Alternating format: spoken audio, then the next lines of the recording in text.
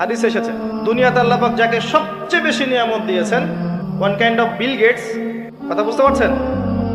ইমানদার ছিল না, কাফের ছিল, প্রচুর ধন সম্পদ আল্লাহ পাক দিয়েছেন। আল্লাহ পাক তাকে এক মুহূর্তের জন্য জাহান্নামে ঢোকাবেন কিয়ামতের মাঠে, ঢুকিয়ে বের করবেন, বের করে বলবেন দুনিয়াতে সুখে ছিলে, দুনিয়াতে কি সুখে ছিলে তুমি? তখন সেই ব্যক্তি বলবে সুখ কি জিনিস আমি জানি না, সুখ শান্তি কি জিনিস আমি জানি না। এক সেকেন্ডে। এরপরে পৃথিবীতে সবচেয়ে কষ্টে যে ব্যক্তি ছিল, ধরে নেন আজকে সিরিয়ার মাজলুমদের মতো কেউ, বা প্যালেস্টাইনের মাজলুমদের মতো কেউ, বা আপনাদের এখানেও অনেক মাজলুম আছেন, পৃথিবীর বিভিন্ন জায়গায় এখন মাজলুমদের সংখ্যাই বেশি।